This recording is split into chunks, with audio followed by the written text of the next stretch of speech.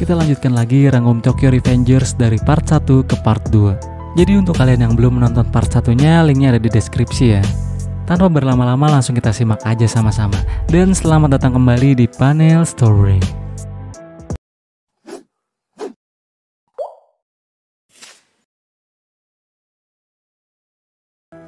Setelah Takemichi berhasil mencapai misinya kali ini, yaitu bertemu dan berteman dengan petinggi Tokyo Manji, Sano Manjiro. Hari ini Takemichi banyak menghabiskan waktu bersama Hina di rumahnya.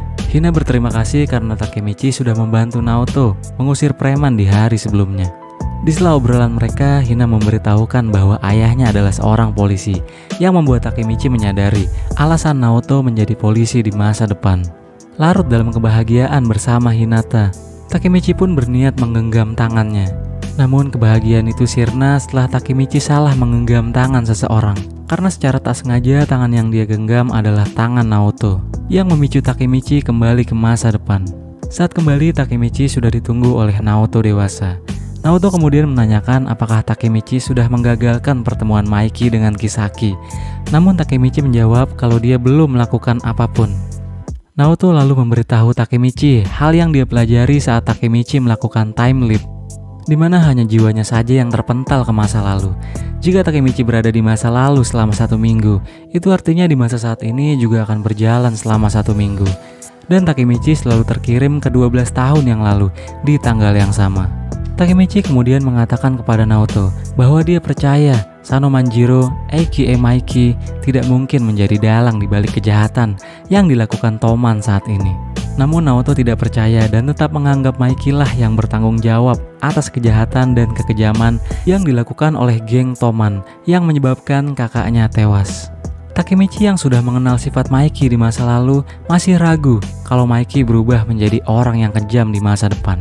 Dia pun mengajak Naoto untuk mendatangi Maiki di masa saat ini agar menemukan jawaban. Namun setelah mencari informasi lokasi dan kontak Maiki, Naoto tidak menemukan satupun informasi yang valid mengenai keberadaan Maiki saat ini. Mereka hanya mendapatkan informasi mengenai salah satu petinggi Toman bernama Atsushi Sendo. Setelah melihat fotonya, Takemichi terkejut kalau orang itu tak lain adalah Akun, sahabatnya di SMP dulu. Naoto menganggap ini aneh karena faktanya Akun ditangkap karena menikam Kiyomasa ketika dia berusia 16 tahun.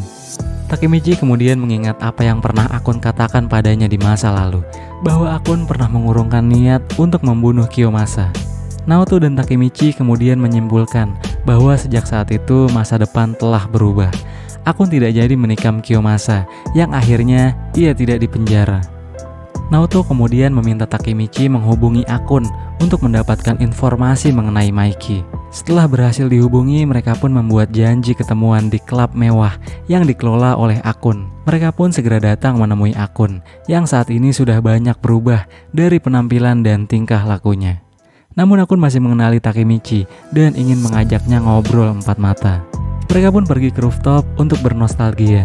Akun yang sepertinya tahu bahwa Naoto adalah seorang polisi meminta Takemichi untuk tidak menyembunyikannya. Dan secara mengejutkan, Akun mengaku bahwa dirinya lah yang mendorong Takemichi di stasiun kereta hingga dia nyaris tewas, karena dia yakin Takemichi akan ditolong oleh Naoto. Akun juga sudah mengetahui bahwa Takemichi bisa melakukan time leap yang dipicu jabat tangan dengan Naoto. Takemichi yang tidak percaya kalau Akun berusaha membunuhnya kemudian menanyakan alasannya, tapi Akun tidak memberikan alasan kenapa dia melakukannya. Akun saat ini hanya tunduk dan patuh atas perintah petinggi Toman sekarang, yaitu Kisaki Teta. Dia sudah tidak bertemu dengan Maiki selama bertahun-tahun. Akun mengungkapkan kalau Draken sudah mati, dan sejak kematian Draken, Maiki banyak berubah. Sehingga beban saat ini ditanggung oleh Akun. Karena terlalu takutnya Akun dengan Kisaki, dirinya tidak dapat keluar dari Toman yang sebenarnya ingin dia tinggalkan. Hingga dia pun berniat mati dengan cara melompat dari gedung. Tapi sebelum dia melakukannya, Akun meminta tolong agar Takemichi mengubah masa lalu menggunakan time leap yang dia miliki.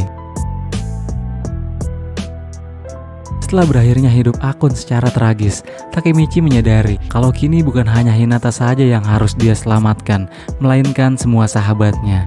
Takemichi lalu meminta Naoto untuk menyelidiki kematian Draken karena dia saat ini yakin bahwa Kisaki Teta lah yang merubah Tokyo Manji menjadi geng yang kriminal. Atas kematian akun, maka Takemichi dan Naoto gagal mendapatkan informasi mengenai keberadaan Maiki saat ini. Naoto akhirnya menemukan berita valid penyebab kematian Draken, bahwa dia ditikam dan dibunuh pada tanggal 3 Agustus 2005 setelah terlibat perkelahian dengan geng motor yang sama. Toman saat itu sudah pecah menjadi dua faksi, yaitu faksi Draken dan faksi Maiki, menimbulkan perseteruan yang hebat hingga menyebabkan tewasnya Draken.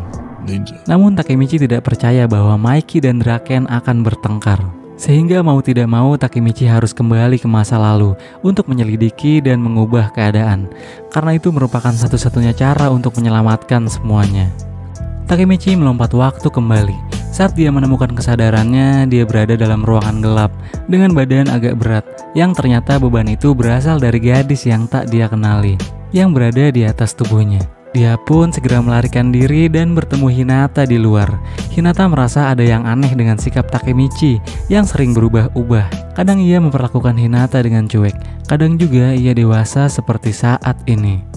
Tak lama kemudian Takemichi mendapat panggilan masuk dari Draken yang menyuruhnya mendatangi kuil Masashi karena anggota Toman akan mengadakan rapat di sana. Takemichi segera ke sana bersama Hina yang minta ikut. Namun sesampainya di sana, Takemichi yang masih asing untuk mereka malah diusir oleh anggota Toman yang lain. Tapi seorang anggota yang merupakan kapten divisi kedua Toman bernama Mitsuya Takashi mengenalinya dan membawa Takemichi ke tempat Maiki dan Draken berada. Draken lalu memanggil satu anggota cewek bernama Enma untuk menjaga Hina. Takemichi pun terkejut setelah dia melihat dan mengenali Enma adalah gadis yang sama seperti di tempat karaoke. Enma pun menyapa Takemichi dan menyebut dirinya adalah pengecut yang kabur saat melihat pakaian dalam miliknya. Hina lalu menjadi marah dan menghajar Takemichi. Tapi akhirnya Takemichi tahu kalau Enma sebenarnya hanya ingin membuat Draken cemburu karena Enma menyukai Draken. Tak lama kemudian Draken meminta perhatian anggota yang lain karena Maiki akan bicara. Pada poin ini Maiki menyampaikan kalau saat ini Toman sedang berseteru dengan geng motor lain bernama Mobius, yang merupakan geng lebih besar dan lebih senior dari Toman saat ini. Saat sedang fokus mendengarkan apa yang disampaikan Maiki, tiba-tiba dari belakang Takemichi ditendang oleh anggota bernama Pachin dan Peian, yang merupakan kapten dan wakil kapten divisi ketiga Toman. Draken lalu menyuruh mereka pergi dan meminta maaf pada Takemichi karena mereka berdua sedang ada masalah. Takemichi yang kepo dengan masalah Pachin lalu diberitahukan oleh Mitsuya kalau teman Pachin dipukuli oleh anggota Mobius. Tak hanya itu, pacar temannya juga menjadi korban beserta orang tuanya, dan itulah asal mula pertikaian Toman dengan Mobius terjadi. Mobius yang dipimpin oleh seseorang bernama Osanai merupakan geng motor yang memegang wilayah Shinjuku, sedangkan Toman menguasai wilayah Shibuya. Maiki lalu bertanya kepada Pah, apakah Pah masih ingin melakukan perlawanan terhadap Mobius? Dan tentu saja, Pachin dengan dendamnya ingin membunuh semua anggota Mobius. Dan Maiki segera menyatakan kepada anggota Toman yang lain untuk bersiap berperang melawan Mobius bertepatan dengan Festival Musashi pada tanggal 3 Agustus 2005 yang juga merupakan tanggal kematian Draken. Takemichi pun memikirkan penyebab kematian Draken nanti. Karena menurut media di masa depan, penyebab kematian Draken akibat perseteruan dengan kubu Maiki. Tapi di tanggal itu, Toman malah akan tempur dengan geng lain, yaitu Mobius. Dia pun memutuskan menjadi pengawal Draken, tapi Draken langsung menolaknya, karena dia pikir Takemichi bisa apa. Takemichi segera membuat rencana B dengan membuntuti Draken. Dia mengikuti kemanapun Draken pergi menghabiskan waktu bersama Maiki.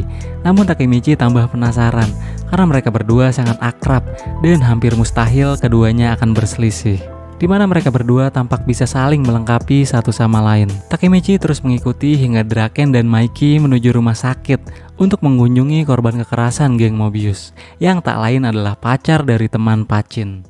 Di mana Takemichi melihat sosok lain dari kesangaran Draken yang memiliki rasa hormat tinggi kepada orang tua korban. Padahal orang tua korban menyalahkan mereka atas kejadian yang menimpa anaknya. Takemichi pun jadi mengerti alasan Maiki bisa menjadi brutal saat kematian Draken nantinya. Karena Draken lah yang mampu mengendalikan sifat keras Maiki. Takemichi akhirnya memutuskan untuk kembali ke masa depan dan menyelidiki Mobius lebih lanjut. Bersama Naoto, dia mendatangi sebuah lokasi konstruksi tempat mantan pemimpin Mobius bekerja saat ini. Orang itu bernama Osanai. Mereka berharap menemukan jawaban dari pria itu tentang konflik antara Mobius dan Toman 12 tahun yang lalu. Osanai memberitahu ke Takemichi bahwa benar ada perkelahian yang terjadi antara geng Toman dan geng Mobius. Namun geng Mobius bukanlah dalang kematian Draken. Ada seseorang yang sengaja mempengaruhi Mikey dan Draken agar mereka berdua berselisih. Namun dia tidak mau menyebutkan identitas pelaku tersebut. Mengetahui hal itu, Takemichi kembali ke masa lalu untuk mencegah perseteruan Toman dengan Mobius. Setelah kembali ke masa lalu, Takemichi sedang bersepedahan bersama Akun. Mereka berdua mengobrol. Takemichi tiba-tiba bertanya pada Akun, apa impiannya di masa depan. Akun sendiri kaget dengan pertanyaan Takemichi, tapi Akun menjawab impiannya di masa depan adalah menjadi penata rambut. Memang di antara teman-teman Takemichi yang lain hanya Akunlah yang terlihat modis, terutama soal gaya rambut. Takemichi lalu memberinya semangat dan berkata di masa depan Takemichi akan menjadi pelanggan pertama Akun. Akhirnya Takemichi turun dari sepeda untuk bertemu dengan Mikey. Dia pun meninggalkan Akun karena dia tidak ingin melibatkan Akun dalam masalah perseteruan Toman dan Mobius. Setelah menemui Mikey, Takemichi langsung menyampaikan tujuannya bertemu dengan Mikey, yaitu meminta agar pertarungan Toman dengan Mobius sebaiknya dihentikan dengan alasan pertarungan ini sengaja disetting oleh seseorang. Pachin yang tidak terima dengan perkataan Takemichi barusan langsung memukulinya. Tapi Takemichi terus berusaha untuk menyakitkan Mikey sampai akhirnya Draken menghalangi Pachin yang terus menghajarnya. Takemichi mendapat pembelaan dari Draken dan menyarankan kepada Mikey sebaiknya mengulik terlebih dahulu mengenai Mobius. Akan tetapi Mikey memiliki keputusan lain dan sikap Draken dianggap sebagai sikap pertentangan terhadap keputusan Mikey. Ketika terjadi perbedaan pendapat antara Mikey dan Draken, tiba-tiba Osanai datang. Osanai di masa ini terlihat berbeda dengan Osanai di masa depan. Di sini dirinya terlihat segar dengan tubuh yang besar dan kekar, sedangkan di masa depan sangat tidak terurus. Pachin kemudian menyerangnya, akan tetapi Osanai terlalu kuat bagi Pachin, sehingga Pachin dikalahkan dengan mudah hanya dengan satu pukulan. Osanai beranggapan seharusnya Toman lebih hormat pada Mobius, karena Mobius lebih dulu berdiri dibanding Toman. Bagi Osanai, Toman hanya berandalan dari kumpulan bocah ingusan. Osanai yang mengetahui bahwa Toman akan bertarung dengan Mobius, segera memanggil semua anak buahnya saat itu juga.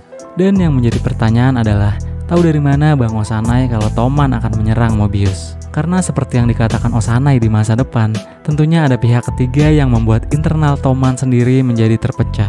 2 bagian. Dan segitu aja dulu rangkum Tokyo Revengers part 2-nya.